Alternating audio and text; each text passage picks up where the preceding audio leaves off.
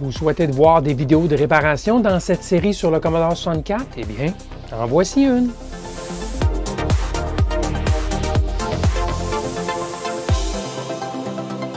Bidouilleur, salut! Je poursuis aujourd'hui dans cette série de remises en marche du matériel de Commodore 64.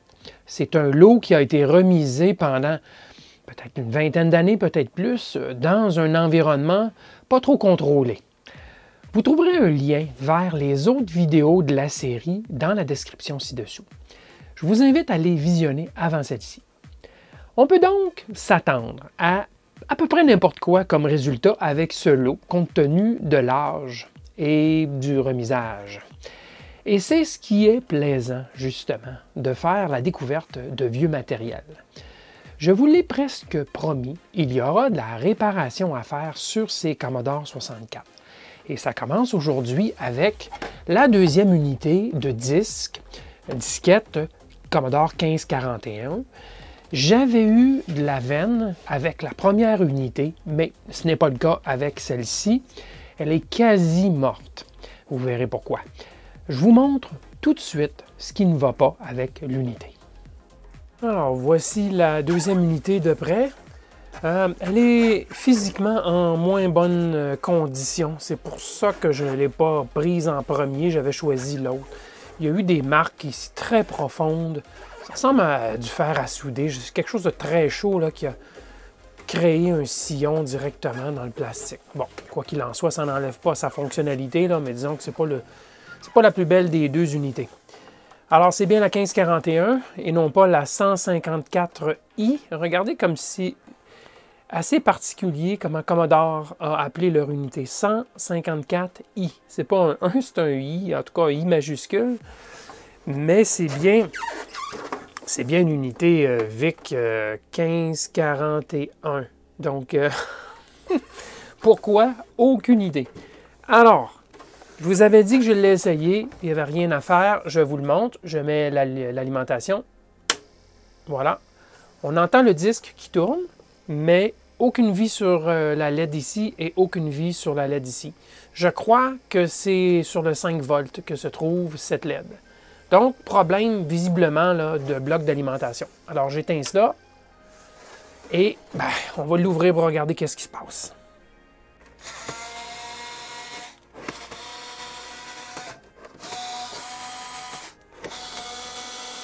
On va le virer de côté. C'est le couvercle sur le dessus qui s'enlève.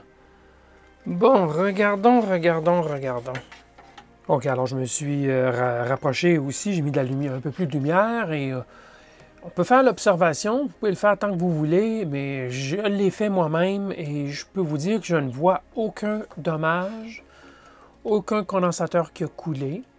Les deux électrolytiques qui sont ici, il y en a un ici 4700 microfarad 16 volts. Ça, c'est pour le 5 volts, fort probablement. Et le 25 volts ici, là, 6800, 25 volts, ça, c'est pour le plus 12 volts. Donc, parce que la tension est plus élevée, évidemment. Donc, on va mettre l'appareil sous tension, puis on va regarder ça. Là. Ici, en dessous, là, vous pourriez croire qu'il y a quelque chose qui a coulé ou il s'est passé de quoi, là. Mais non, c'est un adhésif. Les condensateurs sont collés en place. Tout simplement. Ce n'est peut-être pas évident, là, mais il y a une ligne d'adhésif. On le voit mieux ici, vous le voyez là. Sous le condensateur, il y a comme une ligne d'adhésif. D'accord? Donc, ce n'est pas du tout un défaut de condensateur ou quoi que ce soit. Bon, je vois rien d'apparent non plus sur les deux régulateurs. On a un 7812 ici, un 7805 ici. Donc, le plus 12 régulateur, plus 5 régulateurs. Tout semble correct. Les ponts diodes ne semblent pas particulièrement endommagés ou quoi que ce soit. Je vois vraiment strictement rien. Il y a un petit condensateur électrolytique que vous voyez ici. Il y a du noir au bout. Je ne sais pas si vous voyez au bout de mon ongle. Ce petit condensateur, je le bouge. Là. Il y en a un pareil ici. Lui, il n'y en a pas. Celui-ci en a. Mais ça semble être de l'adhésif. C'est de l'adhésif qui a été appliqué probablement par erreur lors du montage. C'est un adhésif noir. Je crois vraiment pas que c'est un dommage. C'est vraiment une bosse d'adhésif. Okay? Alors, qu'est-ce qu'il peut y avoir? Bon, évidemment, on a des condensateurs électrolytiques, pardon, au Tantal, ici. Bon, il est toujours possible qu'un de ces condensateurs-là se soit court-circuité avec le temps. Donc, ça va être à vérifier. S'ils sont court-circuités, écoutez, j'ai la caméra thermique ici, là, puis on va l'essayer. On va mettre l'appareil sous tension, puis on verra bien. Alors, la première chose que je vais faire, je vais vérifier les tensions au bord des deux condensateurs pour s'assurer que c'est plus haut que 5 et plus haut que 12. Si ça ne l'est pas, peut-être qu'il y a un court-circuit à quelque part ou peut-être qu'il y a un problème avec le transformateur, mais ça serait douteux. Alors, je vais mettre l'appareil sous tension. Je vais afficher le multimètre. Voilà. Alors, j'allume l'appareil et ça tourne. Et avec mes sondes, je vérifie la tension ici et on a 9... oh, ça bouge beaucoup. Ça bouge beaucoup. 8, 4, 8, 9, 8, 9. Oh, il semble avoir beaucoup de bruit là-dessus. Je vais regarder l'autre ici. Attention sur le 25 volts. Alors, celle-ci est beaucoup plus stable. Excusez-moi pour le mouvement, j'ai accroché la caméra. Celle-ci est beaucoup plus stable. Celle-ci ne l'est pas. Ça bouge énormément. Je vais toucher le régulateur. Ouais, il est chaud. Il est chaud. Déjà. Alors, je touche rapidement les autres pièces, là. Le régulateur est définitivement tiède. Je dirais pas brûlant, là, mais il est assez tiède. Le 12 volts commence à peine. Le 5 volts l'est beaucoup. Le pont de diode qui est ici est plus chaud définitivement. OK, la chose suivante, donc, qu'on peut vérifier, c'est peut-être au niveau CA.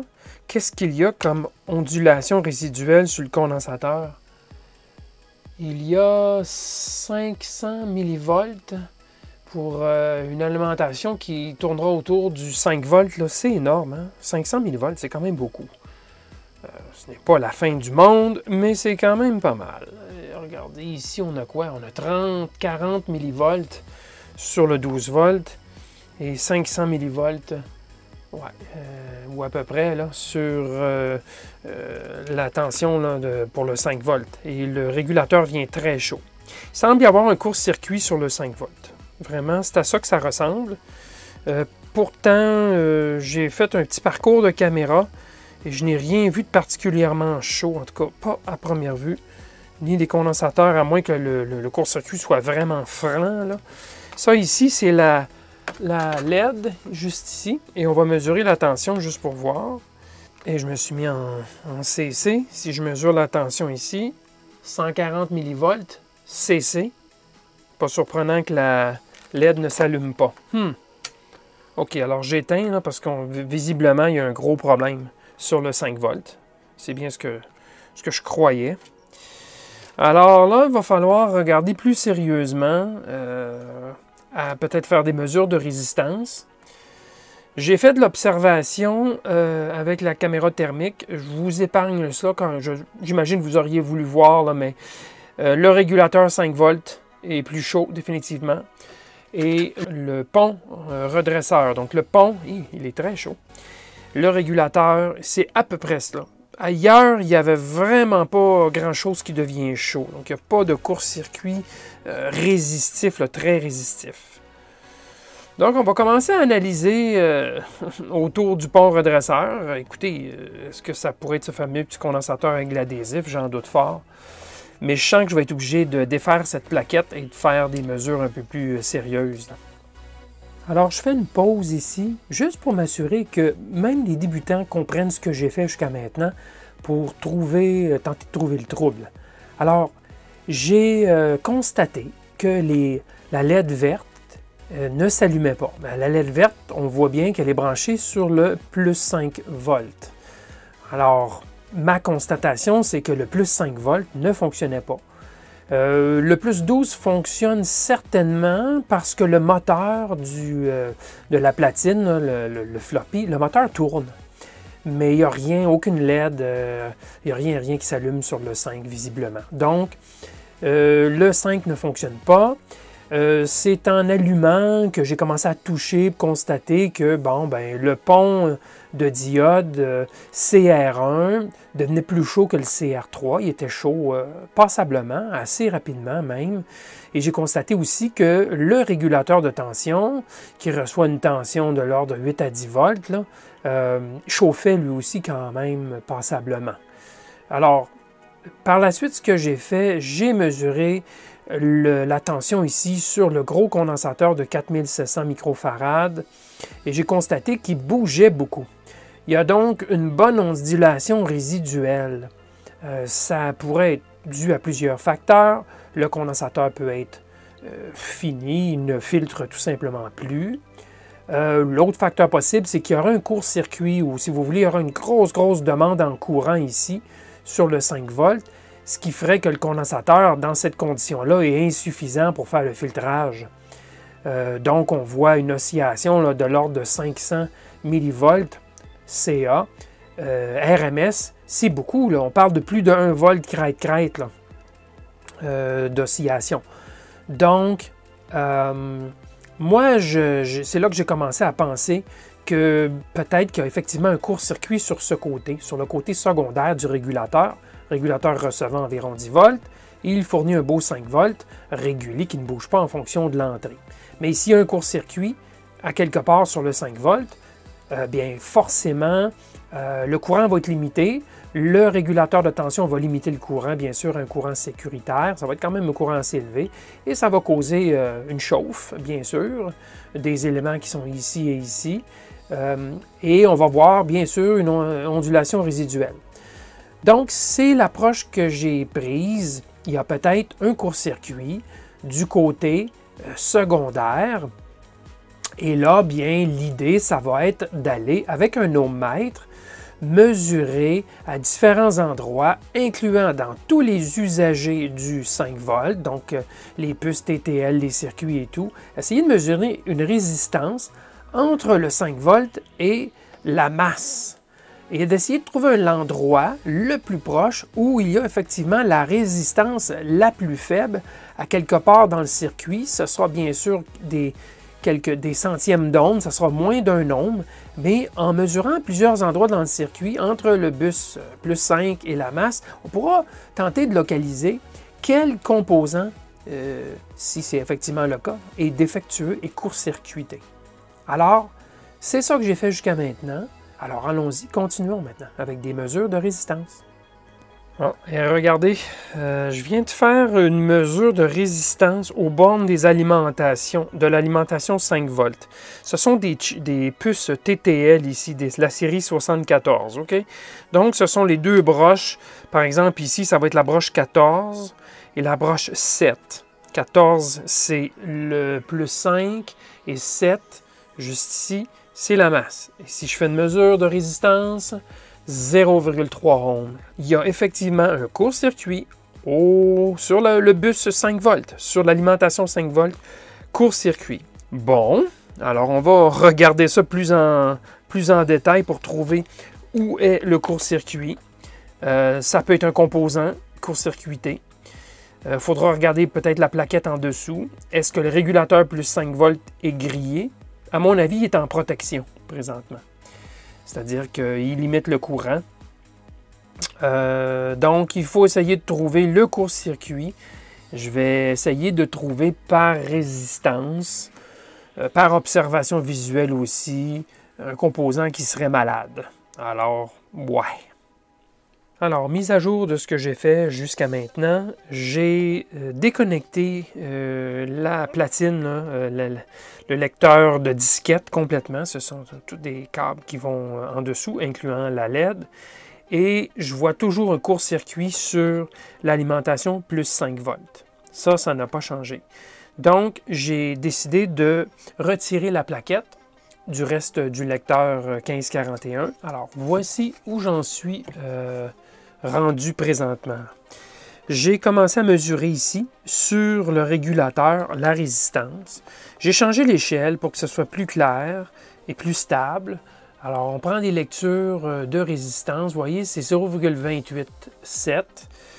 Et si je me déplace dans le circuit sur des puces, justement, là, TTL, et que je mesure différentes résistances, bien, vous allez voir que ça va en augmentant. Hein? Là, on a quoi? 0,46. Ici, j'ai quoi? Je prends toujours la broche 14 et 7 ou 8 puis 16. 0,30.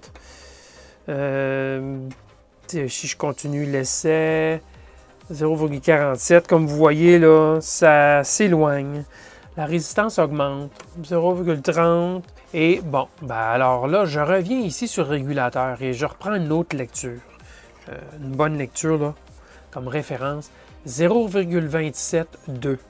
Ici, au bout de la ligne, 5 volts, il y a la masse aussi. Juste ici, il y a le 5 volts. Il y a un condensateur électrolytique. On avait 0,72, 0,262 ici. Ohm. Donc, on s'approche, on s'approche, on s'approche. Et ça, c'est un condensateur électrolytique. Le petit bleu qui est ici. Et ben, si on continue à faire des essais, des mesures de résistance sur la ligne qui s'éloigne du condensateur, ben 0,269, 0,272. Voyez, on recommence à s'éloigner. Alors, moi, jusqu'à maintenant, là, il y a le condensateur électrolytique ici. Là. Ça semble être le point où il y a un court-circuit le plus franc. 0,26, vous voyez. Alors, ça me donne beaucoup envie de enlever, dessouder ce condensateur. C'est peut-être pas ça le problème, le trouble. Il y a d'autres pièces, là, mais jusqu'à maintenant, c'est le point le plus... avec la résistance la plus faible, c'est le condensateur électrolytique. Et comme c'est pas difficile de retirer un condensateur électrolytique, ben, je crois que je vais le faire. Qu'est-ce que vous en pensez?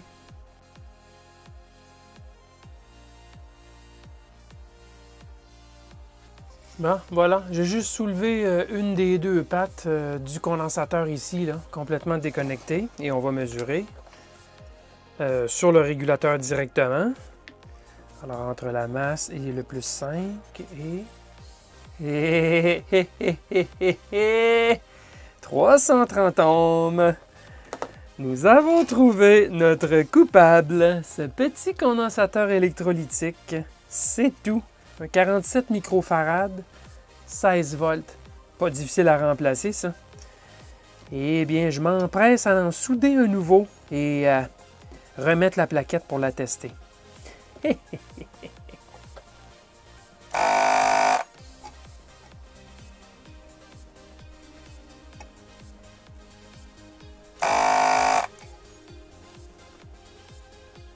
Quel est le composant électronique qui flanche le plus souvent dans des appareils? Eh bien, je vous le donne en mille. Le condensateur électrolytique. Oh, tout est remonté, reconnecté.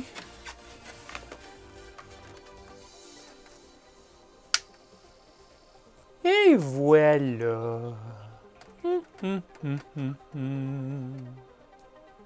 Bon, l'unité de disquette est connectée. J'ai mis une disquette de démo et je l'ai branché, bien sûr, l'unité de disque sur le Commodore 64. J'ai allumé le Commodore 64. Voici donc l'écran d'ordi. On va charger le premier programme disponible. C'est parti, ça charge. Oui, loading. Oh, oh, oh, ça regarde bien. Est-ce que la démo va rouler? Ben, elle est en train de se charger présentement.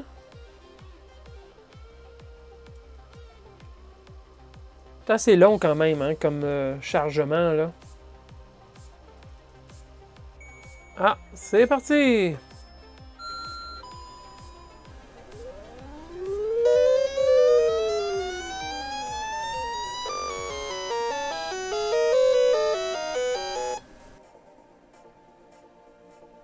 Quelques infos additionnelles sur le travail que j'ai accompli. Une fois réparé, j'ai testé la tension plus 5 volts pour m'assurer que tout soit à nouveau nominal et j'obtiens 4,98 volts. C'est excellent.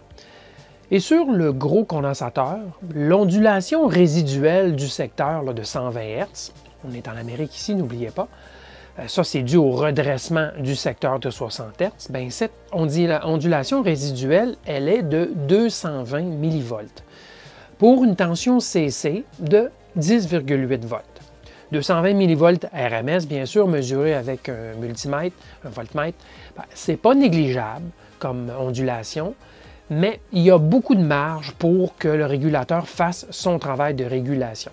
Car la réjection des fréquences du secteur avec ce régulateur 7805, c'est de plus de 60 décibels, donc un facteur de 1000 de réjection. C'est beaucoup.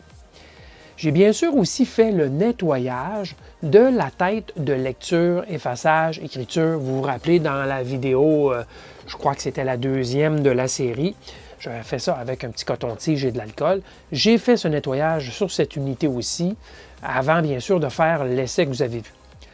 Pour vérifier le bon fonctionnement de l'unité de disquette, j'ai fait des lectures, des enregistrements et j'ai fait des essais de disquette d'une unité 1541 à l'autre, puisque j'en ai deux. J'ai pu constater que la compatibilité de performance et d'alignement entre les deux unités, c'est bon.